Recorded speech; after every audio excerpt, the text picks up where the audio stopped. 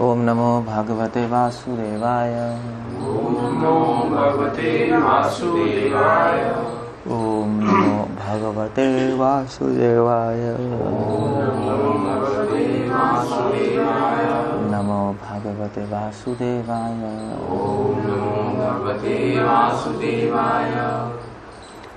सो हम लोग पढ़ रहे हैं भगवान कृष्ण की क्वालिटीज एंड मैं डिस्कस कर रहा था ये क्वालिटी है 18th क्वालिटी है, हम चैप्टर 21 में क्वालिटीज ऑफ कृष्णा। तो भगवान की क्वालिटी है सुदृढ़ व्रता। ये भगवान मतलब रूपा गोस्वामी लिख रहे हैं, प्रतिज्ञा नियमौ यस्य सत्यौ च सुदृढ़ व्रता। प्रभुपाद लिख रहे हैं कि anyone who observes regulatory principles and fulfills his promise by practical activity is called determined।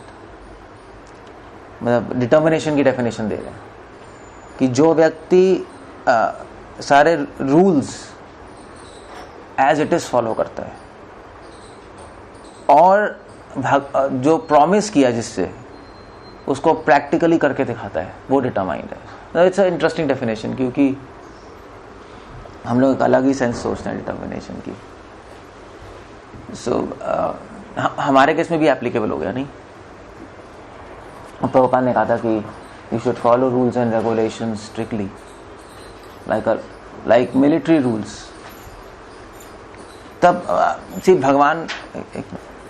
भगवान जो है, भगवान भक्ति मतलब है कि कुछ करके दिखाना। मतलब भक्ति सिर्फ ये नहीं कि हम कुछ बोल रहे हैं। इसलिए प्रभुपाद हमेशा कहते थे do something for Krishna. So determination निश्चय सिर्फ बोलने से नहीं है, एक्शन से भी पता होना चाहिए कि डिटरमाइंड है नहीं। मतलब आप कह सकते हो कि हमें हिमालय पे चढ़ना है, मैं हिमालय पे चढ़ जाऊंगा, ये करूंगा वो करूंगा, तो कोई भी बोल सकता है। मतलब डींगे मारना और निश्चय होना दो अलग बात होती है। सो निश्चय समझ आता है दो चीजों से। अगर आपको पता लगाना है कि मैं डिटरमाइंड हूं भक्ति में या नहीं, या भक्ति में डिटरमाइंड होना है, तो दो चीजें कर लो, आपका निश्चय बढ़ जाएगा। फिर आपको कोई नहीं हरा सकता भगवान की भक्ति से। और दो चीजें क्या, एक तो रूल्स रेगुलेशंस फॉलो करो, नियम अच्छी तरह फॉलो करो, और जो प्रतिज्ञा है अपनी उसका पालन करो। प्रतिज्ञा क्या है? प्रतिज्ञा है मैं हमेशा भगवान की सेवा करूंगा, और उस प्रतिज्ञा को प्रैक्टिकली करके दिखाओ। ठीक है भी, ओके फाइन। नाउ तो फॉर एग्जांपल नियम है कि मैं 16 राउंड चैंटिंग कर रहा हूँ या 4 रेगुलेटरी प्रिंसिपल्स फॉलो कर रहा हूँ। फॉलो करो जितना हो सके, यथाशक्ति जितना हो सके। और अगर आपने बोला है कि भगवान, चलो ठीक है, सपोज किसी ने प्लान किया, ठीक है भगवान के लिए मंदिर बनाऊंगा, तो ऐसा करके दिखाना है, बोलना नहीं है। You to start the project, start it. So ये दो चीजें हैं डिटरमाइंड में। कृष्णा डिटरमाइंड है, उनकी क्वालिटी है, उनमें निश्चित है। और उसका एग्जांपल दे रहे हैं श्रीमद् भागवतम से। ये एग्जांपल अच्छा है। जब भगवान की कुईं थी सत्यभामा, तो सत्यभामा ने भगवान कृष्ण से बोला था कि मुझे स्वर्ग से पारिजात का फूल चाहिए, शी टोल्ड। तो भगवान कृष्ण सत्यभामा के लिए पारिजात का फूल लेने के लिए स्वर्ग गए, और इंद्र से फाइट हुई थी। इंद्र कहता मैं नहीं दूंगा, एंड देन वहां से फिर वो फूल वापस, मतलब पूरा ट्री उठा के लिया है वहां से, सारे डेमीगॉड्स को हराकर। इसको कहते हैं निश्चय, कि जो प्रतिज्ञा कर ली वो करके दिखाया। और भगवान को कहते हैं, क्या कहते हैं उसको, सत्य संकल्प। भगवान जो सोचते हैं फिर करके दिखाते हैं। भगवान ने बोला था कि मैं 5 पांडवों को वापस लेके आऊंगा, लेके आ गए। 5 पांडव नहीं मरे, सेफ लौट के आए। जबकि श्रीमद् भागवतम कह रही है कि महाभारत के युद्ध में इतने बड़े बड़े योद्धा थे, भीष्म पितामह, जिनके सामने अर्जुन बच्चे थे, द्रोणाचार्य। तो भागवतम कह रही है इतनी बड़ी बड़ी मछलियों के, शार्क्स के मुंह से 5 पांडवों को भगवान बचा के लिया है। That's interesting example. तो एक होते है शार्क, और तो भागवतम में लिखा है, तो एक शार्क होती है, मगर शार्क से भी बड़ी मछली होती है, उसको बोलते हैं तिमिंगला, तिमिंगला। तो वो शार्क भी इतनी बड़ी होती, पता है ना, मतलब शार्क इतने मुंह बड़ा मुंह है, पूरी बिल्डिंग उसके मुंह के अंदर चली जाएगी। इस दैट बिग, पूरी बिल्डिंग निकल सकती है, पूरी ये जो बिल्डिंग खड़ी है। और तिमिंगला होती है कि ऐसे 50 शार्क को एक साथ निकल जाएगी, लेकिन इमेजिन इतनी बड़ी। तो भीष्म पितामह द्रोणाचार्य चार्य को तिमिंगला से कंपेयर किया गया है। मतलब भीष्म पितामह इतने पावरफुल थे कि पूरी महाभारत की आर्मी को 1/8 सेकंड में खत्म कर सकते थे। 1/8 सेकंड, मतलब लेकिन इमेजिन 1 सेकंड भी नहीं, 1 सेकंड का 8वां हिस्सा, उसमें पूरी आर्मी खत्म हो जाती। वो तो केवल कृष्णा थे इसलिए कुछ नहीं कर पा रहे थे, वो नहीं कर पाया, वो वरना कोई कुछ नहीं कर सकता। मतलब भागवत में लिखा है कि जब भीष्म पितामह अपने एरोस चलाते थे तो उनका हाथ दिखाई नहीं देता था, कब वहां पे गया, कब लगा, कब एरो छूटा। ऐसे फैन चल रहा है ना, पंखड़ियां दिखाई नहीं दे रही, वो पता ही नहीं लगता था क्या हो रहा है। अब बस भीष्म पितामह आ गए तो बस लोग मर के गिर रहे हैं, बस गले कट रहे हैं, हाथ कट रहे हैं, किसी को समझ ही नहीं आ रहा क्या हो रहा है। वो भीष्म पितामह थे, बट भगवान ने अपना प्रॉमिस पूरा किया, कुछ नहीं कर पाया। कर्ण कुछ नहीं कर पाया, कर्ण भी अर्जुन को मार सकता, कोई बड़ी बात नहीं है। कर्ण एक्चुअली अर्जुन से ज्यादा पावरफुल था, तो वो तो भगवान ने बचा लिया। इनफैक्ट जब महाभारत का युद्ध खत्म हुआ तो भगवान ने अर्जुन से कहा, अर्जुन तुम पहले उतरो। तो अर्जुन उतरा। फिर जब भगवान उतरे तो एकदम से रथ पूरा ब्लास्ट हो गया। तो अर्जुन ने कहा ये क्या हो गया भगवान? तो भगवान ने बोला, अर्जुन एक्चुअली तुम बहुत पहले मर चुके थे, तो कर्णों के तीर से, वो तो मैं खड़ा था इसलिए कुछ नहीं हो पा रहा था। इनफैक्ट अर्जुन के रथ पे ऊपर फ्लैग में कौन था? हनुमान जी, वो भी प्रोटेक्शन दे रहे थे। तो भगवान ने पूरा अरेंजमेंट किया था कि भगवान का संकल्प सत्य संकल्प, इसको कहते हैं डिटर्मिनेशन। सो डिवोटीज भी ऐसी डिटरमाइंड होते। प्रभुपाद लिख रहे हैं, अ sincere devotee is always engaged in service of Lord. Sincere means determined, कि भी ठीक है मैं रूल्स फॉलो करूंगा और मैं भगवान की सेवा करूंगा और भगवान को करके दिखाऊंगा सेवा कि मैं क्या कर सकता हूं। सिंसियर है of the lord should know for certain that Krishna will never break his promise, he will always protect his devotees. जितना आप में निश्चय होगा भगवान की सेवा करने का, उतना भगवान में भी निश्चय होगा आपकी रक्षा करने का। सो आप पे डिपेंडेंट है, भगवान पे डिपेंडेंट नहीं आप।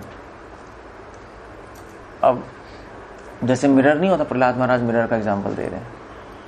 सो मिरर में परछाई देख रहे हो तो परछाई उतनी सुंदर लगेगी जितनी आप सुंदर होगे। अगर आप मेकअप करोगे और सुंदर बनोगे तो परछाई और सुंदर बन जाएगी, आप नहीं करोगे तो नहीं होगा, सिंपल बात है। सो अगर हम निश्चय नहीं दिखाएंगे तो भगवान भी हमारी रक्षा नहीं करेंगे। मगर आप ये कह सकते हो कि वेल क्यों नहीं करेंगे, मतलब भगवान को तो करनी चाहिए ना, भगवान तो दीन दयालु हैं और अगर हमारे में निश्चय नहीं है फिर भी भगवान को हेल्प करनी चाहिए। मगर ऐसा क्यों करते हैं भगवान की, हमारा जितने उतने हेल्प करेंगे। हमारा 20% है, भगवान 20% करेंगे, 30% है, भगवान 30% करेंगे। ऐसा क्यों करते हैं भगवान? ऐसे टिट फॉर टैट क्यों है? मतलब एक्चुअली अगर हम कुछ भी ना करें तब भी भगवान को हेल्प करनी चाहिए। कृपा तो मतलब यही लगता है आइडियली, मगर ऐसा नहीं करेंगे भगवान, क्यों? कोई करेगा ही नहीं, ऐसे ही मिल जा रहा है तो करने की जरूरत। यही बात है, एक रॉन्ग मैसेज जाएगा, सब आलसी बन जाएंगे, कोई करेगा ही नहीं कुछ भी।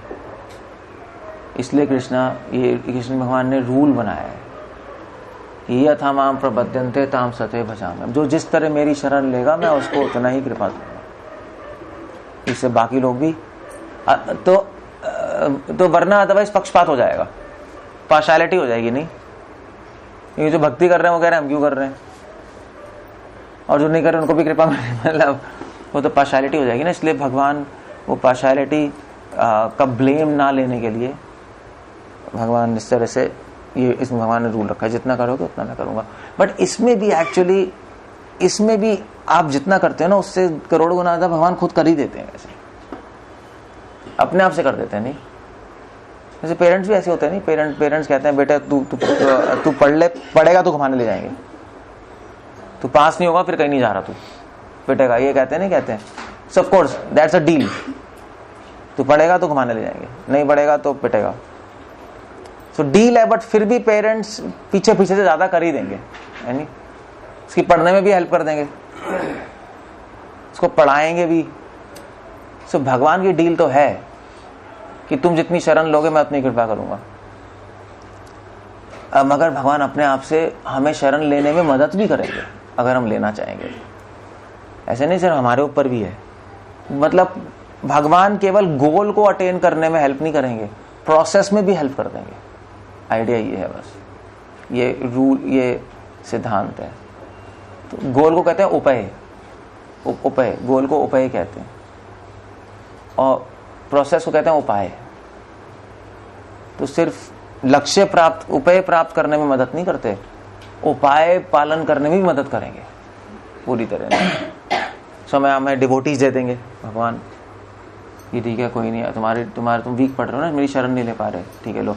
मतलब भगवान कितने अच्छे, भगवान ने रूल तो बना दिया कि जैसे तुम मेरी शरण लोगे मैं ही वैसे तुम पे कृपा करूंगा। मगर अगर आप ध्यान से देखो, सो भगवान शरण में लाए भी, हमें शरण करने में हेल्प भी कर रहे हैं, और शरण को कंप्लीट करने वाले भी वही है नहीं। बट कर रहे हैं मगर बैकग्राउंड में बैठ के करेंगे, सामने से नहीं करेंगे आपके, फिर आलसी बन जाओगे आप। चक्कर ये है ना। और फिर बाकी लोग भी कहेंगे क्या हो रहा है, तो भगवान बैकग्राउंड से करते रहेंगे। एक डिवोटी को पता होता है। सो ऑल दो भगवान ने बोला कि जैसे मेरी शरण लोगे मैं वैसे ही कृपा करूंगा, ये भगवान ने बोला, मगर डिवोटी को बताया भगवान पीछे पीछे से हेल्प भी कर रहे हैं नहीं। इसलिए डिवोटी, इसलिए कई लोग कहते हैं कि ये भगवान पे दूषण है, दिस इज रॉन्ग, कि भगवान उतनी हेल्प करते हैं जितनी आप शरण लोगे, मगर डिवोटीज को पता नहीं है एक्चुअली भूषण है। You understand? भूषण, ये रूल तो ऑर्नामेंट है, क्योंकि भगवान ने ऑफिशियली ऐसा अनाउंस किया है, मगर अंदर अंदर कुछ और चल रहा है, अंदर कुछ और चल रहा है। ऑफिशियली अनाउंस किया है, ऑफिशियल कुछ और चलता है, नहीं अंदर अंदर कुछ और चलता है। ऐसे होता है, नहीं होता है।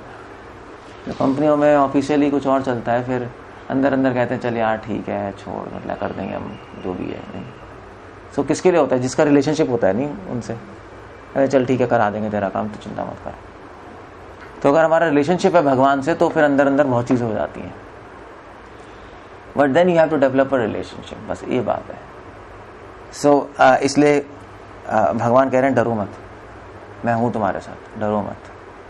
इनफैक्ट भगवान इसलिए भी कह रहे हैं डरो मत क्योंकि डर लगेगा आपको। नहीं, अगर डर नहीं लग रहा तो लगेगा आपको एक दिन, क्योंकि अगर डर नहीं लगेगा तो भगवान क्यों कह रहे हैं डरो मत? ये तो भगवान की बात कट गई ना। आपको मुझे डर ही नहीं लगा, भगवान ने तो ऐसे ही बोले डरो मत। भगवान ऐसे नहीं बोलते। भगवान ने जब बोला डरो मत, इसका मतलब है कि डर लगेगा, और अभी नहीं लगा तो आगे लगेगा। अब जब आगे बढ़ोगे ना भक्ति में तो डर लगेगा। पता है किस बात का डर लगता है? किस बात का डर लगता है? कि भक्ति छूट ना जाए, कि भक्तों का संग ना छूट जाए। तो कृष्ण कह रहे हैं डरो मत, मैं हूं तुम्हारे साथ। और भक्ति करोगे तो कई लोग एंटी भी होंगे, होते नहीं होते हैं, मतलब आपके फ्रेंड्स रिलेटिव भी क्या है वो है, मतलब डर तो लगता ही है क्या हो रहा है यार, हम क्या कर रहे हैं। इसने कह रहा कोई प्रॉब्लम नहीं, हैव फेथ, कॉन्फिडेंस रखो मुझ में, कॉन्फिडेंस। जब डर लगेगा तो मैं तुम्हारे साथ हूंगा, याद रखना, याद जरूर रख लेना। हो सकता है मैं तुम्हारे साथ हूं, भूल गया तो फिर क्या, फिर मैं क्या कर सकता हूँ फिर। सो मोक्षयिष्यामि मां सोचा, कृष्णा कह रहे हैं मैं तुम्हारे साथ हूं। इनफैक्ट भक्त जितनी भक्ति में आगे बढ़ता है उतना उसको भगवान पे विश्वास, वो निर्भय भी हो जाता है, मगर साथ साथ भय भी बढ़ जाता है। निर्भय संसार से तो निर्भय, मृत्यु से निर्भय हो जाएगा, मगर भय इस बात का पड़ जाएगा कि मैं इतने भयानक संसार में हूँ, भक्ति ना छूट जाए। ये तो अच्छा सेंटिमेंट है ना। मतलब अगर आपको ये भी डर नहीं लग रहा मेरी भक्ति ना छूट जाए, फिर प्रेम ही क्या है? फिर तो प्रेम ही नहीं है, कुछ है नहीं, फिर प्रेम का कोई मतलब क्या है? इसलिए पता है भक्ति में सारे सेंटिमेंट्स का रोल है। तो ऐसा नहीं है कि आपका मेरा डर खत्म हो जाएगा, डर खत्म नहीं होगा। संसार के लिए डर खत्म हो जाएगा, मगर भगवान के लिए डर बढ़ जाएगा। एक पॉइंट आएगा जिस दिन आपको सिर्फ ये डर नहीं लगेगा भक्ति छूट जाएगी, एक पॉइंट आएगा जिस दिन आपको डर लगेगा कि कृष्णा को कुछ ना हो जाए, मतलब एक स्टेप आगे बढ़ गया। ब्रजवासी ऐसे होते हैं। तो जब कृष्णा कालियानाग के ऊपर डांस नहीं कर रहे थे तो ब्रजवासी सब आए, उनको बहुत डर लग रहा था, रो रहे थे। तो सुखदेव गोस्वामी कह रहे हैं क्यों रो रहे हैं? वो डर लग रहा था कि कृष्ण को कुछ ना हो जाए। इनफैक्ट कालियानाग को मारने के बाद वो वहीं पे स्टे किए थे यमुना जी के पास, क्योंकि सब थक गए थे ना, लेट हो गए। तो उन्होंने कहा वहीं पे स्टे करते हैं, जाते हैं। तो रात को वहां पे जंगल में आग लग गई, तो सबको बहुत डर लगा। उन्होंने बुलाया कृष्णा कृष्णा महाभाहो, कि कृष्णा मेरी हेल्प कीजिए, आग लग गई। तो सुखदेव गोस्वामी कह रहे हैं एक्चुअली उनको ये डर नहीं लग रहा कि उनके वो मर जाएंगे। उनको ये डर लग रहा है कि अगर वो मर गए तो कृष्ण की कौन सेवा करेगा। Now it's a different type of feeling. नहीं तो मान लीजिए अगर कोई बच्चा है और कोई ऐसे होता ही नहीं होता, कोई 1 साल का बच्चा मदर को छोड़ने लगे तो उसको अपने तो डर लगता ही है, खैर ये भी डर लगेगा मेरे बाद मेरे बच्चे का, वो उसको ज्यादा डर सताएगा अगर छोटा बच्चा है तो 1 साल का। सो डिवोटी के केस में भी ऐसे ही है, जहां प्रेम है वहां ये है बस। तो भक्तों के केस में भी ऐसे है कि भी अगर एक दिन ऐसा आएगा आपको लगेगा कि अगर ब्रजवासी ऐसा सोच रहे हैं, जब प्योर डिवोटी बन जाओगे कि अगर मुझे कुछ हो गया तो फिर भगवान की सेवा कैसे होगी, भगवान का प्रचार कैसे होगा इस संसार में, कौन करेगा। सो दैट काइंड ऑफ वो फीलिंग बिल्कुल अलग चीज है, वो अलग फीलिंग है, वो प्रेम की हायर स्टेजेस है। बट डर खत्म नहीं होगा, डर ट्रांसफर हो जाएगा आपका एक जगह से दूसरी जगह। इसलिए भक्ति में दुख भी खत्म नहीं होता, दुख ट्रांसफर हो जाता है। सेंटिमेंट्स आप खत्म नहीं कर सकते ना, सेंटिमेंट्स तो लाइफ का फीचर है ना। मैंने बताया था ना, आत्मा और इस टेबल में क्या फर्क है, फीलिंग्स ही तो है और विचार ही तो है। तो फीलिंग्स में ट्रांसफर हो जाती है। तो स्पिरिचुअलिटी में दुख खत्म नहीं होता, दुख या कह लीजिए स्पिरिचुअल दुख बन जाता है, संसार से हटके भगवान में चला गया। तो अभी तो हमें दुख है, हमें इतनी प्रॉब्लम्स आ रही है, ये हो रहा है वो हो रहा है। जब भक्ति करेंगे तो क्या दुख होगा।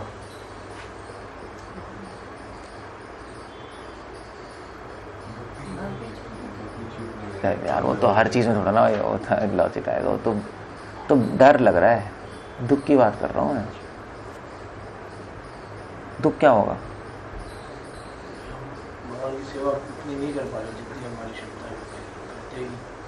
ओके ये एक दुख हो सकता है कि हमें जितनी करनी चाहिए उतनी हम कर नहीं रहे, या हम कर नहीं पा रहे हैं, हमारी लिमिटेशंस है इतनी सारी। करना तो चाहते ही है सब सादा सेवा, मगर नहीं कर पा रहे, क्या करें। या तो बॉडी रिस्ट्रिक्शंस है या फैमिली रिस्ट्रिक्शंस है, जो भी है, तो डिवोटी को दुख तो होता ही है ना। डिवोटी को मतलब दुख होने की, मतलब भक्ति में दुखी होने की अपॉर्चुनिटीज कम नहीं है। अगर आप दुखी होना चाहते हो, बहुत ज़्यादा दुखी हो सकते हो डिवोशन में। तो आपको एक ये दुख हो सकता है कि मैं उतना नहीं कर रहा, ये दुख हो सकता है आपको कि मेरी वजह से भगवान को इतनी प्रॉब्लम्स आ रही हैं। नहीं, हम मैं सब तो कर ही रहे हैं चीज़ें, भगवान ने सिंपल प्रोसेस क्या है, वो भी सही से नहीं कर रहे, ऑफेंस करते रहते हैं, गड़बड़ करते रहते हैं, फिर भगवान को सिचुएशन संभालनी पड़ती है हमारे लिए, हम उनको तंग करते रहते हैं। तो डिवोटी को इस बात का दुख होता है, हमें पता नहीं लगता वो क्या कर रहे हैं, वो पीछे से करते रहते हैं। जैसे बच्चों को पता नहीं लगता, बच्चा तो मैसअप करता रहता है, पेरेंट्स करते रहते हैं, बच्चा हंसता रहता है, उसको पता ही नहीं लग रहा क्या पेरेंट्स कर रहे हैं, पेरेंट्स परेशान होते रहते हैं। सब भी छोटे बच्चे हैं ना, अभी एक्सपर्ट तो है नहीं, इस बात का दुख है हमें। इस बात का दुख है कि भगवान ने हमें नहीं छोड़ा है, हम भगवान को छोड़ के आ गए। और जब तक हम यहाँ पर हैं, हम तो खुश रहेंगे, भगवान दुखी रहेंगे जब तक वापस नहीं जाते। यू सी, दुख कितने कारण है दुख होने के। इसलिए कुछ डिवोटीज कहते हैं कि भक्ति आपको दुखी कर देती है, सुखी नहीं करती। इसलिए एक डिवोटी का नाम था दुखी कृष्णदास, सुना है? चैतन्य बाबू क्या कर रहे हैं, चैतन्य बाबू 12 साल रो ही रहे थे भगवान के लिए। दुख इस बात का है कि भगवान कितनी दूर है, भगवान से कब मिलेंगे हम। मगर ये दुख है ना, ये दुख ऑर्डिनरी दुख नहीं है। संसार के लिए जो दुख होता है ना, उसमें तो दुख होता है। तो भगवान के लिए जैसे स्पिरिचुअल दुख होता है, इसमें अलग टाइप का ब्लिस है। एक बार श्रील प्रभुपाद से पूछा था, प्रभुपाद का रिपोर्टर आया था, तो प्रभुपाद की फोटो जो आप देखोगे ना, तो प्रभुपाद की फोटोज जनरली सेंट्स की फोटो तो ऐसे ऐसे होगी, हंसते। प्रभुपाद कैसे थी? तो रिपोर्टर ने कहा आपकी फोटो हमेशा उदासी आती है, मतलब चक्कर क्या है, मतलब ना आप आशीर्वाद देते हो और आप इतने सीरियस बैठे रहते हो कभी। तो प्रभुपाद ने कहा कि तुम बेवकूफ हो, तुम्हें पता नहीं असली आनंद क्या है, इसी दुख में आनंद है, मगर तुम्हें समझ नहीं आएगा। जो प्रैक्टिस करेगा उसको समझ आएगा। जैसे प्रेगनेंसी में कितना दर्द होता है, मगर फीमेल को एक्चुअली हैप्पीनेस मिल रही होती है उसमें, है नहीं? सामने लोगों को लगेगा भाई ये क्या है, अभी तो पेट इतना हो गया और फिर कटेगा अभी सिजेरियन, इट्स हेल। मगर एक फीमेल को एक डिफरेंट टाइप ऑफ ब्लिस आ रहा होता है उसमें, उसको पता है कि प्रॉब्लम है बट ब्लिस भी आ रहा है। नहीं होता है, नहीं होता है, वो तो फीमेल ही समझ सकती है, मेल तो नहीं समझ सकता। अगर आप किसी मेल को प्रेग्नेंट होना है, सिजेरियन हो गया, भैया नहीं ये क्या है, तो डर ही जाएंगे, है नहीं? तो फीमेल जब पहली बार प्रेग्नेंट होती है, सिजेरियन या डिलीवरी होती है, तो वो शपथ लेती है कि दोबारा बच्चा नहीं करूंगी कभी। होता है, नहीं होता है? होता है, मगर फिर से दोबारा बच्चा हो जाता है। उसे भाई मर गए, अभी अब नहीं हो सकता बच्चा, दोबारा तिबारा बच्चे होते रहते हैं, क्योंकि उसको एक ब्लिस मिल रहा होता है, उसमें एक हैप्पीनेस है। एटलीस्ट बच्चा होने की तो हैप्पीनेस है नहीं? वो हैप्पीनेस इस दुख को ओवरकम कर जाती है। समझ रहे हो? तो ठीक है, हमें इस बात का दुख है भगवान कम मिलेंगे और हम भक्ति अच्छी तरह नहीं कर रहे, मगर इसके साथ साथ एक ऐसा सुख है जो इस दुख को ओवरकम कर जाएगा। और वो सुख क्या है? वो क्या सुख है?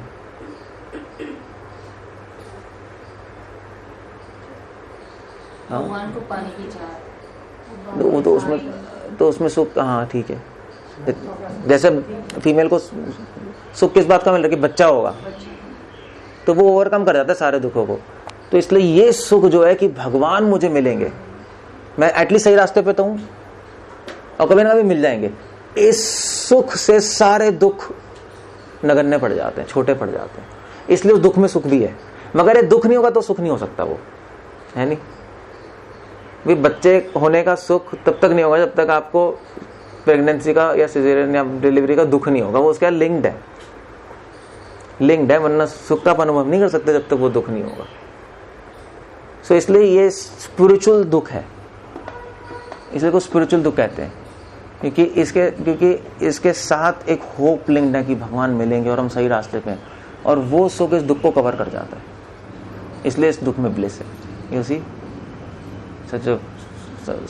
such kind of bliss is there. So devotee, ये इसको कहते हैं भक्ति। नहीं, आप कभी सुना है? सब सुना है? कभी नहीं सुना होगा ना आप लोगों ने, कोई बताया? ये कोई नहीं बता सकता है, ये तो सिर्फ जो वैष्णव संप्रदाय है, अगर किसी टीचर से सुनोगे तो पता लगेगा, जो भक्ति शास्त्र पढ़ेंगे उनको पता लगेगा, ऐसे नहीं पता लगता ये चीजें। और बहुत ही मतलब ये जो थॉट है, ये जो अंडरस्टैंडिंग है, ये सुनने में इतनी अच्छी लगती है, नहीं मतलब द एक्सप्लेनेशन ऑफ लव, तो अगर असली में होगा तो यू कैन इमेजिन क्या होगा आपके साथ। तो सुनने में इतनी सेटिस्फाइंग है, सोल के लिए, आत्मा के लिए इतनी सेटिस्फाइंग है, नहीं यह आत्मा सुप्रसीदति, तो फिर प्रैक्टिस करने में क्या होगा। सो डिवोटी इसलिए क्योंकि डिवोटी भक्ति का सुख एक्सपीरियंस कर रहा होता है, और दुख भी, स्पिरिचुअल दुख, इसलिए डिवोटी हमेशा डिटरमाइंड रहता है, उसमें निश्चय आ जाता है, क्योंकि उसको पता लग रहा है एक्चुअली क्या चल रहा है। नहीं, अगर आपको मैकेनिज्म पता लग रहा है तो आप डिटरमाइंड हो जाओगे ना। आपको पता नहीं लग रहा क्या चल रहा है तो फिर तो आप कन्विक्शन कैसे आएगी? फिर तो आप पता नहीं क्या हो रहा है, करें ना करें। अगर इसलिए हम ये सब डिस्कस कर रहे हैं कि आपको एग्जैक्टली पता लग जाए कि मेरे साथ क्या हो रहा है, और फिर आप डिटरमाइंड, हाँ रास्ता सही है, मैं आगे बढ़ रहा हूँ, बस दैट्स ऑल। चाहे दुनिया में कोई कुछ भी कहता है कि क्या कर रहे हो, सेंटिमेंटल चीज़ है ये, अभी कुछ नहीं है, हमें पता है एग्जैक्टली क्या हो रहा है और क्यों हो रहा है, और हम कहाँ जा रहे हैं और क्यों कर रहे हैं। सो ये भगवान की एक क्वालिटी, डिटर्मिनेशन, और डिवोटी की भी क्वालिटी है कि वो डिटरमाइंड है। और नेक्स्ट क्वालिटी है देश काल सुप्रतिज्ञा। और जो डिटरमाइंड होता है, मैंने बताया था डिटर्मिनेशन क्या है, कि जो बोल रहा है वो करके दिखाएगा, यही डिटर्मिनेशन है ना। मैं बोल रहा हूं करके दिखाऊंगा।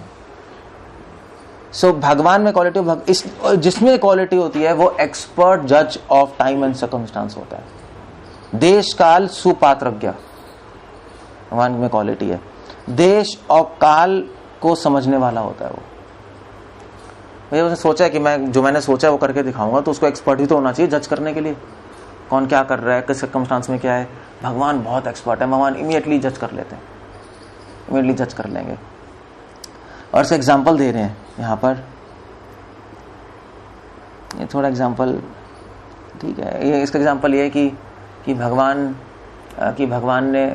ने रात को देखा कि पूर्णिमा थी और स्प्रिंग सीजन था और बहुत अच्छी हवा चल रही थी, तो भगवान ने कहा ये बेस्ट टाइम है रासलीला करने का। और उसी टाइम गोपियों को फ्लूट बजा के बुला दिया, नहीं जस्ट।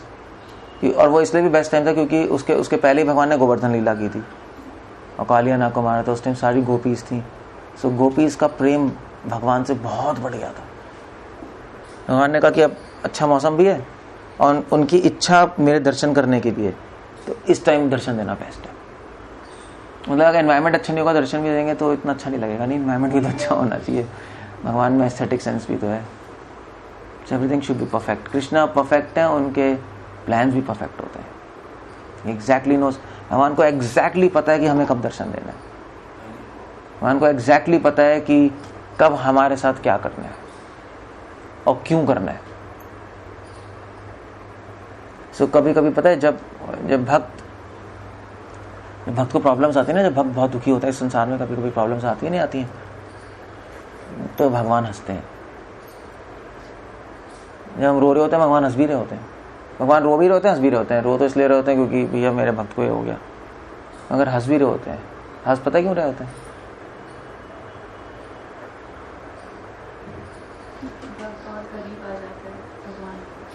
तो हंसने वो हंस इसलिए रहे होते हैं ये सोच के कि इसको संसार में इतनी प्रॉब्लम्स आ रही हैं और प्रॉब्लम से परेशान है, संसार की प्रॉब्लम से। मगर वो इसलिए रहे होते हैं क्योंकि भैया इसको ये समझ नहीं आ रहा कि प्रॉब्लम होने की कोई बात ही नहीं है जब मैं पीछे खड़ा हूँ, क्यों परेशान हो रहा है।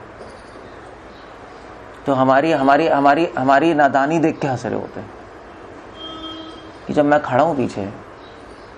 इनफैक्ट भगवान नए भक्त के पीछे भी खड़े होते हैं। ऐसा नहीं है कि आप सुपर डुपर हीरो भक्त बन जाओगे तब भगवान हेल्प करना शुरू करेंगे, नहीं। और डर तो न्यू डिवोटी को लगता है। नहीं, अगर डर की बात करें प्रॉब्लम से, संसार की प्रॉब्लम से, डर तो नए भक्त को ही लगता है ना कि ये हो गया वो हो गया। सो भगवान को हंसी भी आती है, यार क्या कर रहा है, बच्चों वाली बात कर रहा है। इसको मैं जब पीछे खड़ा हूं और ये घबरा रहा है। मतलब किसी भी प्रॉब्लम से घबराना और भगवान पीछे खड़े हैं तो वो तो मतलब ऐसे ही हो गया कि कैसे, क्या एग्जांपल दूं, पता नहीं, मुझे सोचना पड़ेगा कुछ। मतलब आपने चोरी कर ली, आपको पुलिस पकड़ के ले जा रही है, आप घबरा रहे हो और आप किसके बेटे, प्राइम मिनिस्टर के। भैया क्या है ये, मतलब एब्सोल्युटली क्रेजी। नहीं तो प्राइम मिनिस्टर के पास फोन जाएगा, भैया इसने चोरी कर ली थी ऐसी मूंगफली की, इसको पुलिस थाने में ले जा रहे हैं, अब बचा लीजिए। प्राइम मिनिस्टर हंसेगा, भाई ये मेरा बच्चा क्या है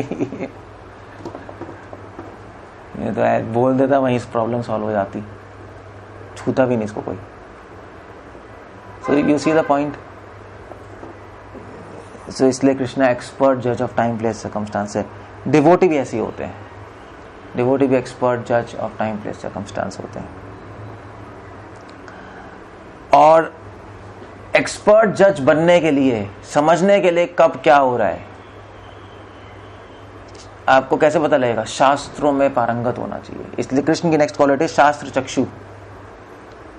भगवान भी शास्त्रों के अनुसार चलते हैं, सारी सिचुएशन शास्त्रों के अनुसार देखते हैं। और क्यों देखते हैं? ऑफ कोर्स शास्त्र के अनुसार देखते हैं। आप कहोगे कि कृष्णा, उनको क्या शास्त्र पढ़ने की जरूरत है क्या? मतलब पॉइंट ये, मतलब वो तो भगवान ही है। मतलब शास्त्रों के अनुसार देखने का मतलब है कि शास्त्र क्या है? शास्त्र क्या है? शास्त्र पता क्या है? भगवान के संस्कार है। ये संस्कृत में बोला गया है। हमारे संस्कार होते नहीं होते? संस्कार पता है ना? करोड़ों जन के आइडियाज नहीं है? तो भगवान के संस्कार वेद है। वेद है, शास्त्र है। जो भगवान जैसा सोचते हैं ना, बस वही शास्त्र है। जो गाइडलाइंस मिलती है ना आपको धर्मशास्त्र में, भगवान ऐसा सोच रहे हैं, भगवान कह रहे हैं मैं ऐसा सोच रहा हूँ, बस ये फॉलो कर लो, ठीक है। वो भगवान सोचता ही ऐसे है, नेचुरल है उनके लिए, स्वाभाविक है उनका, उनके लिए सोचना। तो शास्त्र चक्षु मतलब कि कृष्णा जब संसार में आते हैं तो अपने ही शास्त्रों को खुद फॉलो करते हैं, हमें सिखाने के लिए भी। मैं कर रहा हूं तो तुम्हें भी करना चाहिए। एक्सपर्ट बनने के लिए आपको स्क्रिप्चर्स बनना पड़ेगा, वरना आप जज नहीं कर पाओगे। आपको पता नहीं लगेगा कब क्या करना है। बहुत कॉम्प्लेक्स सिचुएशंस होती है ना सारी, फिर हम अपने माइंड से डिसीजन लेते हैं और फिर फंस जाते हैं।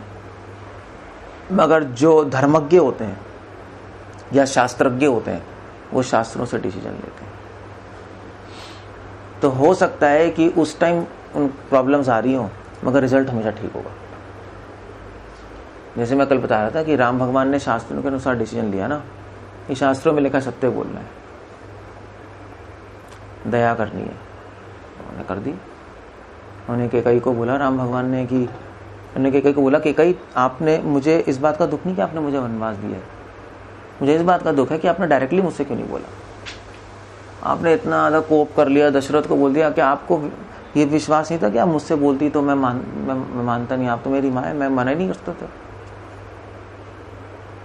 सो दैट्स शास्त्र चक्षु। यू सी, लॉजिकली सोचोगे तो इस बात पे डिसीजन पे नहीं आ पाओगे, है नहीं?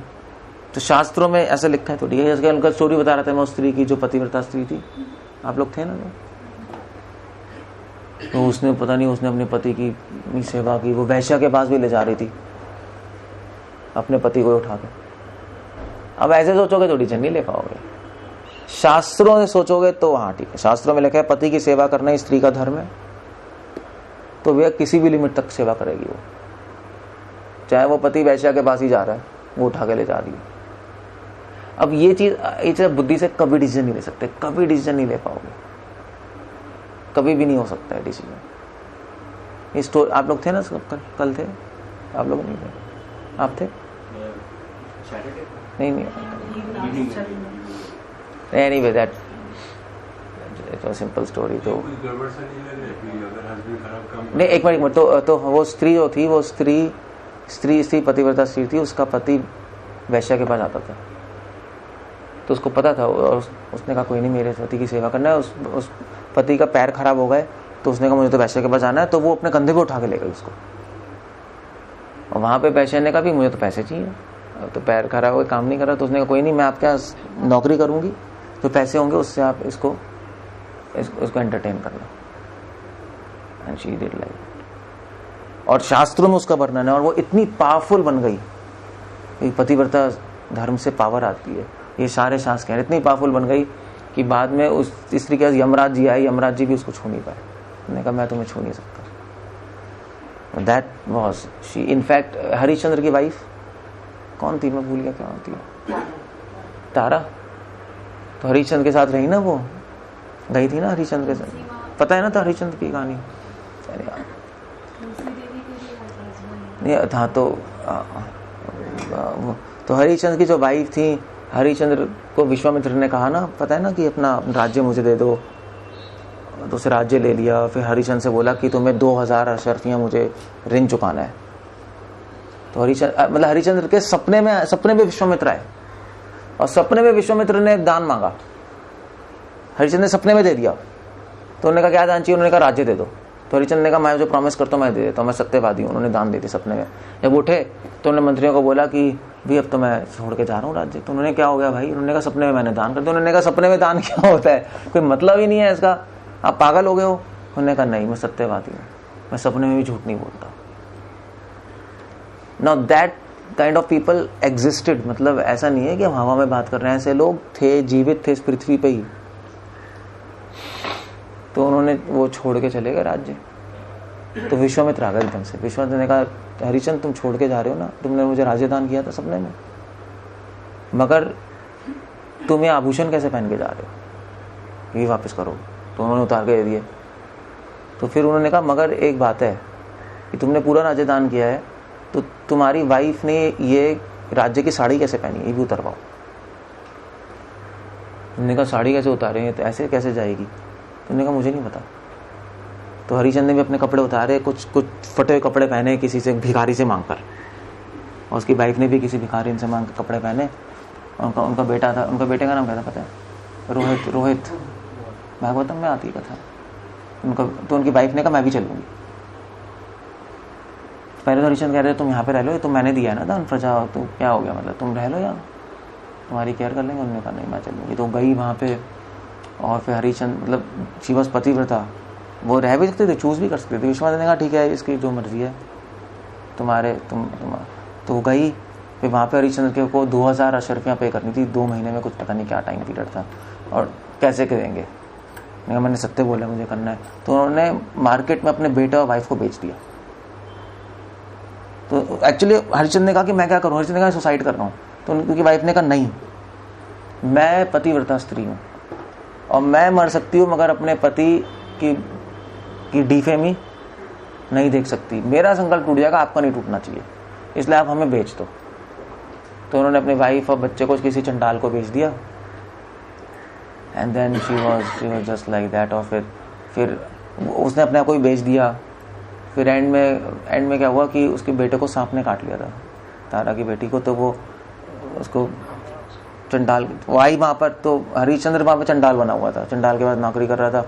और तारा आई, तो उन्होंने कहा मेरे बच्चे का कर दीजिए आप अंतिम संस्कार। तो उन्होंने कहा नहीं 1 रुपये लगेंगे। तो मैंने वचन दिया अपने मालिक को। उन्होंने कहा मेरे पास सुनिए। उन्होंने कहा फिर मैं नहीं कर सकता, ले लो, क्योंकि उसका खुद का बेटा। एंड देन हरिश्चंद्र ने कहा कि ठीक है एक तरीका है, अगर तुम अपनी साड़ी उतार के दे दो तो मैं कर लूँगा। तो उसने कहा फिर तो मैं नेकेड हो जाऊंगी, फिर ऐसे क्या होगा। तो उसने कहा तुम देख लो, या तो मेरा सत्य संकल्प टूटेगा। तो उसने कहा कोई नहीं, आपका सत्य संकल्प टूटेगा। तो अपनी साड़ी उतार के दे रही थी, तो विश्वामित्र आ गया, उन्होंने रोक दिया। उन्होंने कहा तुम परीक्षा में पास हो गए हो दोनों, ये बेटे को सही कर दिया। और फिर विष्णु आ गए। विष्णु ने विश्वामित्र से कहा विश्वामित्र तब तुमने टेस्ट लिया है ना, अब तुम अपने हजारों साल की तपस्या का फल इस हरिश्चंद्र को दो। So then they give and all this. So you see the point. अगर आप ये स्टोरी लॉजिकली सुनोगे कोई नहीं मानेगा, मतलब आप कहोगे बकवास है, ये तो नॉनसेंस है, मतलब फीमेल्स को रिवोल्ट कर देंगे। नहीं आप लोग तो कर दोगे, नहीं कर दोगे, आप तो रिवोल्ट कर दोगे। मॉडर्न फीमेल्स तो इतने है ही नहीं, हिम्मत नहीं। So but this kind of females were there. और वो क्यों कर रही हैं, क्योंकि ये सारे लोग इतने महान कैसे बने, आज तक हम डिस्कस कर रहे हैं उनके बारे में। महात्मा गांधी भूल गए, अलेक्जेंडर द ग्रेट भूल गए, ये बातें हुई हैं कब की और अभी तक चल रही। क्यों? क्योंकि ये एक चीज फॉलो कर रहे हैं, शास्त्र। अपनी बुद्धि बंद करके जो भगवान कह रहे हैं करते हैं, बस इसको कहते हैं शास्त्र चक्षु।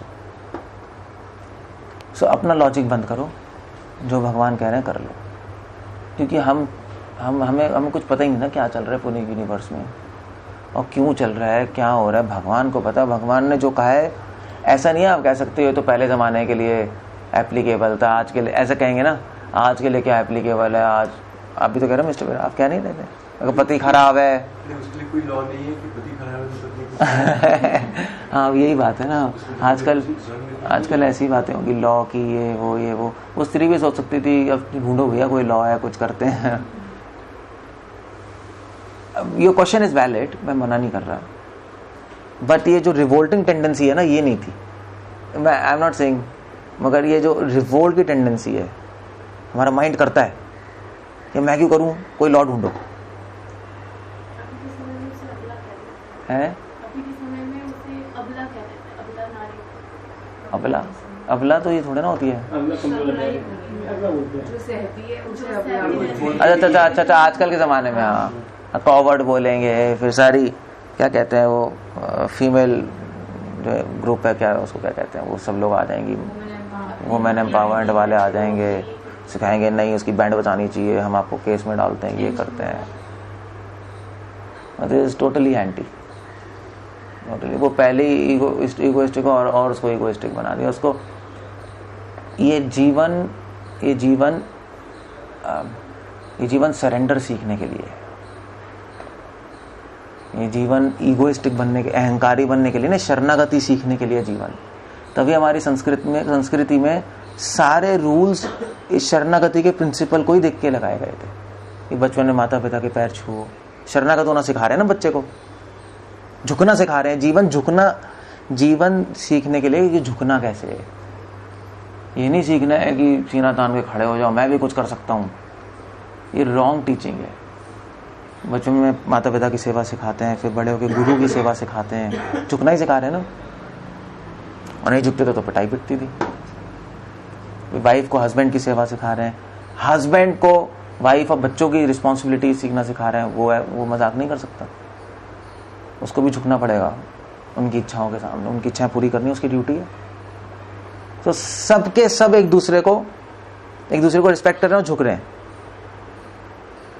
ये सिखाने का अल्टीमेटली क्यों सिखा रहे हैं कि इससे हम अल्टीमेटली भगवान के सामने झुकना सीख जाए। भाई जिसको झुकना ही नहीं आता वो भगवान के सामने क्यों झुकेगा, है नहीं झुकेगा। आप किसी को कहो कि भी आप किसी को कहो भगवान की रिस्पेक्ट करो, अगर वो आपसे बोले रिस्पेक्ट करना मतलब क्या होता है तो क्या कहोगे? फिर क्या करोगे आप? उसको मतलब ही नहीं पता तो क्या सिखाओगे? तो ये सारी चीज़ें इसलिए सिखाई हैं कि हमें झुकना आ जाए, रिस्पेक्ट करना आ जाए। और फिर वही चीज़ फिर हम जब बड़े होते हैं तो भगवान समझ आते हैं। छोटे में तो भगवान ही समझ नहीं आते ना। अब उसको बोलोगे भगवान कौन है, बच्चा कहेगा पता नहीं क्या है। इसलिए बच्चे को पहले माता पिता से, सोसाइटी से ये सब सिखाते रहते हैं। बड़ा होता है जब भगवान समझ आता है तो उसको इमीडिएटली समझ आ गया कि यही चीज़ जो मैं यहाँ पे कर रहा हूँ वही भगवान ज्ञात कर लूँ। फिर तो कोई एक्सप्लेनेशन की ज़रूरत ही नहीं है। वरना कैसे समझाओगे उसको? समझा नहीं सकते ना। अब अमेरिका चले जाओ, अमेरिका में उनको आप समझा दो कि मैरिज क्या होती है, अब नहीं समझा सकते। अब बोल दो कि वाइफ हस्बैंड को साथ में रहना चाहिए, एक दूसरे की प्रोटेक्शन करनी चाहिए, कभी छोड़ना नहीं चाहिए, वो समझ ही नहीं पाएंगे कॉन्सेप्ट। कहेंगे ये क्या है, क्यों नहीं छोड़ना चाहिए, मतलब what's the harm in that. हमारी बन नहीं रही तो छोड़ के अपना चले जाओ। नहीं, यू सी द पॉइंट। उनको समझ ही नहीं आएगा, वो they can't understand this concept, क्योंकि कल्चर में नहीं है ना उसके। जैसे मैं अमेरिका गया था 2 साल पहले, तो एक फीमेल थी, जियो उसके घर गया था, ऐसे उसने इन्वाइट किया था। तो मुझे अपनी एल्बम दिखा रही थी, तो उसने कहा ये देखो ये मेरी डॉटर है और इसका हस्बैंड है। और पता है हस्बैंड कौन था? वो फीमेल थी, तो वो लेस्बियन है उसकी डॉटर।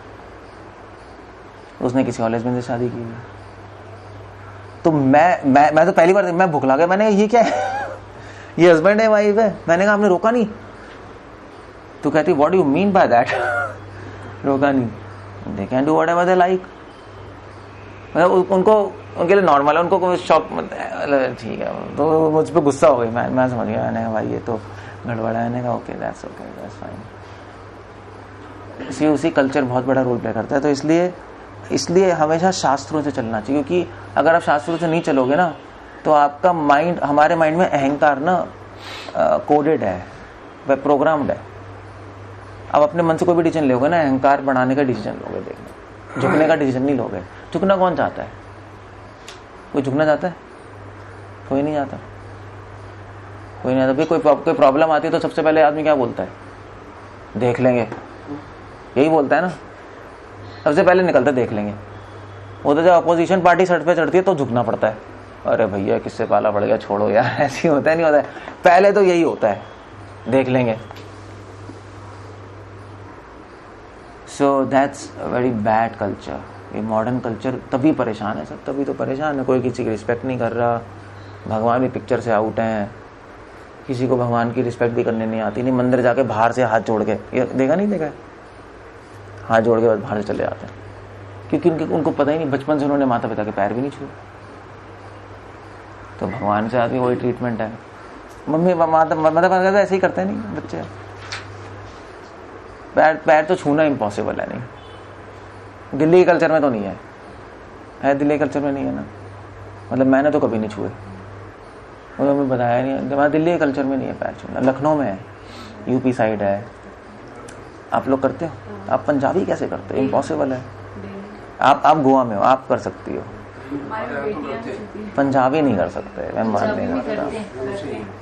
हाँ पंजाबी वैसे पायला, अपने पायला को पैरी पहना बोलते हैं, छूते नहीं है। अच्छा चलो अच्छा है, वेरी नाइस। मगर मैं तो पंजाबी में प्रचार करता हूँ, अब तो बहुत बुरी हालत है, कोई कुछ नहीं करता। मैं सरस्वती बाल मंदिर में पढ़ा, टीचर्स की भी रखते थे। अच्छा और पंजाब में तो बहुत ही कल्चर खराब है, कोई कुछ नहीं करता, बोलते हैं बस, कोई कुछ नहीं करता, यूजलेस, सबसे गंदा स्टेट है, सब पागल है। So anyway the point is कि ये कल्चर है नहीं, दिल्ली में तो था ही नहीं, उड़ा हुआ था, तो मंदिर में भी किसी को नहीं पता, नहीं अंदर ही नहीं जा रहे, बाहर से ही। कल्चर का बहुत बड़ा इफेक्ट होता है, संस्कृति का, उसके बिना आप कुछ कर नहीं सकते। इसलिए वो संस्कृति का आधार है शास्त्र, उसका आधार है स्क्रिप्चर्स। तभी तारा ने ऐसे डिसीजन लिए, राम ने ऐसे डिसीजन लिए, जबकि बिल्कुल ही अजीब से लग रहे हैं। सो चाहे डिवोटी को कितनी प्रॉब्लम आती है, जब वो शास्त्रों से चलता है तो उसको इतनी प्रॉब्लम्स में भी एक सुख है कि चलो मैं भगवान की दिखाए रास्ते पे चल रहा हूँ। वो सुख ना सारे आपकी प्रॉब्लम्स को खत्म कर देगा। वो एक ऐसा कॉन्फिडेंस लाएगा कि आप कुछ भी कर पाओगे, है नहीं? होता नहीं होता है? चलो ये मुझे दिलासा है कि भगवान जो कह रहे हैं मैं कर रहा हूँ, ठीक है, बस फिर आप कुछ भी कर जाओगे, आप कुछ भी कर सकते हो। सो कृष्णा इज लाइक, कृष्णा भी शास्त्रों के अनुसार देखते हैं हमें सिखाने के लिए। एंड देन जो शास्त्रों के अनुसार चलता है उसमें नेक्स्ट क्वालिटी होती है, वो सूची होता है। सूची समझते हो? सूची मतलब नहीं, पावनश्च विशुद्धाश्च इति उच्यते द्विधा सूची। जो दो तरह की जिसमें प्योरिटी होती है। सूची मतलब होता है शुद्धता, जो अपने आप को शुद्ध कर सकता है और जिसके कांटेक्ट में आके दूसरे शुद्ध हो जाते हैं, वो प्योर है सूची। तो जो शास्त्रों से चलेगा हमें सूची रहेगा, जो शास्त्रों से नहीं चलेगा मूची हो जाएगा। मूची मतलब इम्प्योर। जो शास्त्रों से चलेगा उसका माइंड कलुषित हो जाएगा, और शास्त्रों से चलेगा उसका माइंड प्योर हो जाएगा। ये सूची और मूची है।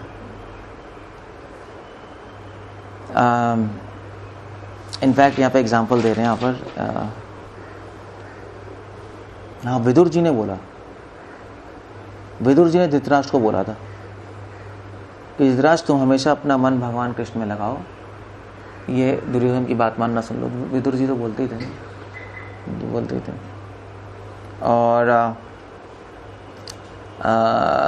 सो Vidura advise Dhritarashtra to therefore think always of Krishna so that his sinful activities are destroyed. मतलब भागवतम में आता है, विदुर जी ने धृतराष्ट्र को एडवाइस किया, भैया अगर तुम दुर्योधन की आसक्ति से नहीं निकल पा रहे तो कृष्ण पे ध्यान लगाओ और आसक्ति से बाहर हो जाओ। मतलब आसक्ति तोड़ना बहुत मुश्किल है, आसान नहीं है। सब टूट सकता है, आसक्ति नहीं टूट सकती, वो असंभव है, क्योंकि वो हृदय की गांठ है, वो नहीं टूटेगी। वो वो लग गई फिर नहीं टूटती। मगर कृष्ण का ध्यान करने से वो भी टूट जाती है। इससे उसको कहते हैं सूची, प्योरिटी। सो डिवोटी जब स्क्रिप्चर्स फॉलो करता है तो सारे पापों से अपने आप बच जाता है। भगवान रिस्पॉन्सिबिलिटी लेते हैं फिर पाप से बचाने की उसको। भाई भगवान का प्लान फॉलो कर रहे हैं, भगवान का इंस्ट्रक्शन फॉलो कर रहे हैं, अब भगवान की रिस्पॉन्सिबिलिटी है। अगर फिर भी पाप आता है तो भगवान कहेंगे चिंता मत करो, तुम मेरा फॉलो कर रहे हो ना, मैं पीछे हूँ, मैं पाप नहीं आने दूंगा। यानी अगर कंपनी की बात फॉलो कर रहे हो तो फिर कुछ गड़बड़ हो गई तो कंपनी पे केस होगा, कंपनी हैंडल करेगी, नहीं हम क्या करें, क्या कर सकते हैं। इसलिए हमें पाप पुण्य की चिंता करने की जरूरत ही नहीं है।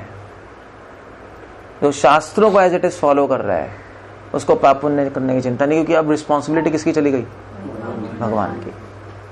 इसलिए भक्ति में पाप पुण्य का कॉन्सेप्ट ही नहीं है। जो भक्ति नहीं करता उसको सोचना पड़ता है, हमें पाप हो गया, ये पुण्य हो गया, ये अवॉइड करना है। नहीं, हमें कुछ नहीं करना, हमें तो फोकस्ड है भगवान का काम करना है। भगवान जो बताया रास्ते पे कह रहे हैं हम चल रहे हैं, बस दैट्स ऑल, हो गया काम खत्म। अब वो देखें भैया, बस अब कोई कहेगा तुमने गड़बड़ किया, कुछ गलती की तो भैया कृष्ण से पूछो हम क्या कर रहे हैं। हम तो उन्होंने कहा हम तो कर ही रहे हैं, अब हम क्या कर सकते हैं। That's all. इसलिए सूची डिवोटी हमेशा प्योर है, हमेशा प्योर रहेगा, उसकी प्योरिटी को क्वेश्चन नहीं कर सकते। सो दैट्स सूची। सो कल मैं डिस्कस करूंगा आगे और गुण। स्टॉप। हरे कृष्ण। कुछ पूछना है, कुछ कहना है?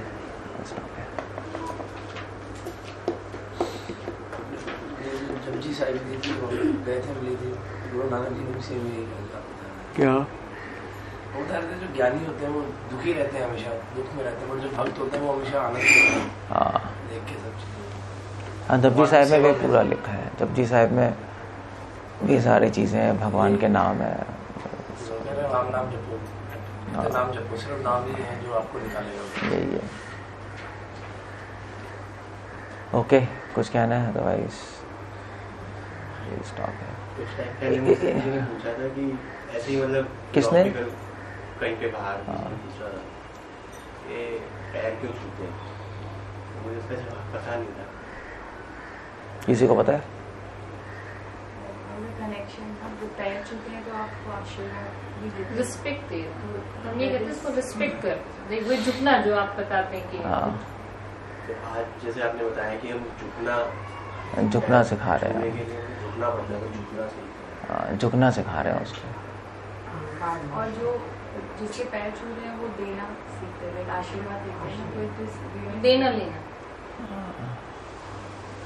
पैर छूने से उसके जो पुण्य आते हैं ना वो हमारे पे भी आ जाते हैं। जिसके पैर छूते हैं ना उसकी जितने भी पुण्य हैं वो आपके पास आ जाएंगे। इसलिए महात्माओं के, साधु संत के पैर छूते हैं तो उनके जीवन में तो पाप होता ही नहीं, सब पुण्य ही है, भक्ति कर रहे हैं, तो वो आपके पास आ जाएंगे कांटेक्ट से, चरणों के कांटेक्ट से। तो इसलिए भी होता है, मतलब वो ब्लेसिंग्स ऑटोमेटिकली मिल गई आपको क्रेडिट बढ़ गया। तो मेन चीज़ ये है कि अहंकार खत्म करना है, मेन चीज़ है ये। कई योगी से पैरों को टच नहीं करने देते। वो इसलिए नहीं करने देते ना क्योंकि आप छूओगे तो पावर्स आ जाएंगी उसकी। अगर आप किसी साधु के पैर छूते हो तो उसके पुण्य आप पे चले जाएंगे, आपके पाप उस पे आ जाएंगे। ये होता है। इसलिए कई साधु वाधु पैर नहीं छूने देते, पता नहीं क्या करके आया है, झक मार के आया है। ये शास्त्रों में लिखा है ऐसे ही, धर्मशास्त्रों में। क्योंकि अब वो पता नहीं क्या पाप करके आया है, क्या क्या, तो उसके सारे पाप। इनफैक्ट ये तो सबका एक्सपीरियंस है, मेरा भी एक्सपीरियंस है। मेरे पैर छूते रहते लोग, मैं बीमार पड़ जाता हूँ। किसी प्रोग्राम में जाओ आप, वैसे तो हम नहीं करने देते, मतलब वैसे भी हम नहीं करने देते। हमारी हम क्यों किसी के पैर छूएं, भगवान के छू लो भैया, हमारे क्या है। मगर फिर भी भीड़ में लोग आ जाते हैं ना, भाग पंडाल प्रोग्राम हुआ, 5000 लोग आए, फिर आप जा रहे हो तो भाग भूख के आ जाते हैं लोग। फिर अगले दिन बीमार हो जाता हूँ, फिर उसके अगले दिन ठीक होता हूँ। सबका एक्सपीरियंस ही है। महाराज भी बीमार हो जाते हैं, पैर वैर छूते हैं, उनके बीमार हो जाते हैं। तो सेवा में रुकावट आती है, इसलिए नहीं छूने देते। इसलिए नहीं कि उसके पाप मुझ पे आ जाएंगे तो मेरा क्या होगा, दैट्स नॉट द आइडिया। मेरा क्या होगा वो तो पॉइंट ही नहीं है। हम तो कृपा ही कर रहे हैं ना लोगों के पे। अब प्रॉब्लम है सेवा रुकती है। अब बीमार हो गया यार, 2 दिन सेवा रुक गई, फिर क्या करोगे आप। तो भगवान की सेवा नहीं रोक सकते हम, इसलिए नहीं छूने देते। जो प्योर लाइफ जी रहा होता है ना उसको पता लगता है। मतलब अगर आप किसी के पैर छू लो अपने दोस्त के, वो कहेगा मुझे तो कुछ नहीं हुआ, उसको होगा भी कैसे, उसके पाप ही इतने, थोड़ा सा और ऐड करता है तो कुछ नहीं होने वाला। हो जाएगा कि कोई मेरे आके झुक गया, मेरा दोस्त मेरे आके झुक गया, मतलब उसको कुछ फर्क नहीं पड़ने वाला, उसको वो चीज़ एक्सपीरियंस ही नहीं होगी। जैसे अभी हम हमारे जो सारे रिलेटिव्स जो है they are non devotees, but बड़े हैं तो उनके तो हम पैर छूते हैं। नहीं वो तो अब ये बात है ना, सी द पॉइंट इज ना, द पॉइंट इज कि अब यहाँ पे you see this is logic ना, when you apply logic apply करना गलत नहीं है, ऐसे नहीं बुद्धि बंद कर लो, मगर शास्त्रों के अनुगत चलना चाहिए। तो ठीक है, शास्त्रों में लिखा है कि किसी साधु महात्मा के पैर छूओगे तो पाप हो जाएंगे, इसलिए आपको सोच समझ के सोचना चाहिए। साधु के लिए लिखा नहीं छुआना चाहिए, मगर शास्त्रों में लिखा है कि बड़ों के पैर छूने चाहिए और साधुओं के भी पैर छूने चाहिए। तो आपका कर्तव्य छूना, उनका कर्तव्य कि वो रोक दे। तो अपने कर्तव्य फॉलो कर रहे हैं, आप उनको नहीं बोल सकते आप ये नहीं बोल सकते मैं आपको मैं पैर क्यों नहीं छू रहे, क्योंकि आपका कर्तव्य है अपने पैर नहीं छुआना, इसलिए मैं आपको तंग ही नहीं कर रहा। That's a very bad logic. नहीं यू सी द पॉइंट। सो शास्त्रों में सबके अपने अपने करते हैं। आप अपनी ड्यूटी पे फोकस करो, वो अपनी ड्यूटी पे करेंगे बस, तो अपने आप सारा मैनेज हो जाएगा। अगर हम फिर दिमाग लगाएंगे, हम पैर छुएंगे उन पे पाप चले जाएंगे, इसे पापा के पैर नहीं छुएंगे, तो वो तो फिर सब गड़बड़ हो जाएगी फिर। सो इसलिए शास्त्रों को समझना, तो शास्त्र और धीरे धीरे चीजें समझ आती है जब आप फॉलो करते हो, क्योंकि आप उनके पैर नहीं छू रहे उन पे पाप चले जाएंगे, मगर फिर वो सोचेंगे आप घमंडी हो, फिर तो लड़ाई हो जाएगी, फिर तो और खराब हो जाएगा। पाप तो नहीं आए मगर पाप की वासनाएं आ गई, तो वो तो और खराब हो गया। छू लो, और उसमें फिर अगर भगवान के आदेश पे करेंगे तो फिर उसमें अनहोनी अकल्याण किसी का नहीं हो सकता, किसी का नहीं होगा अगर भगवान के ऑर्डर्स पे हम छूते। हाँ, तो एल्डर्स भी तो ये कहते हैं जब पैर छूते हैं, नहीं नहीं ठीक है बेटे, नहीं ऐसे ही कहते हैं ना। हाँ, मतलब ऐसे थोड़े ना कि हाँ ठीक है ये वाला पैर भी इससे नहीं छुआ तूने। मतलब that's not the good culture. सब अपनी ड्यूटी फॉलो करते हैं। ओके, जय। अगर कोई डिवोटी है तो उनको भी कुछ तो पुण्य मिल जाएगा, अगर आप पैर छोड़ेंगे उनको भी कुछ मिल सकता है, किसी के पैर छोड़ेंगे। किसके छू रहे? जैसे समझ लीजिए, जैसे अगर किसी रिलेटिव के भी छूते हैं, अगर आप में कोई चीज़ अच्छी है तो उनको भी मिलेगी, अगर उनको नहीं मिलेगी। नहीं, आप जिसके पैर छू रहे हो आपके पाप जाएंगे उस पे, उसके पुण्य आप पे आएंगे, आपके पुण्य नहीं जाएंगे। अगर वो आपके पैर छूएगा तो उसके पुण्य आएंगे, आपके पुण्य जाएंगे। ऐसा नहीं हो सकता। इसलिए शास्त्रों में सब डिफाइन किया है कि छोटों के पैर मत छुओ, नहीं बड़ों के पैर छुओ, सब डेफिनेशंस हैं। तो फिर वो पूरा सिस्टम सेट हो जाता है।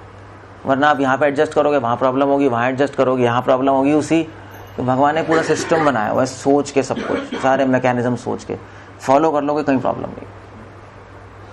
ऐसे तभी इसलिए कहते हैं शुरू में दिमाग नहीं लगाना चाहिए, पहले फॉलो करो, ये धीरे धीरे फॉलो करते लगते चीज़ें, इस सटल चीज़ें समझ आती है। वरना सटल चीज़ें समझ नहीं आएंगी, क्योस हो जाएगा, बिल्कुल क्योस हो जाएगा। और जब तक समझ आएंगी तब तक काम खराब हो चुका होगा। So like that. Okay, Hare Krishna, Srila Prabhupada की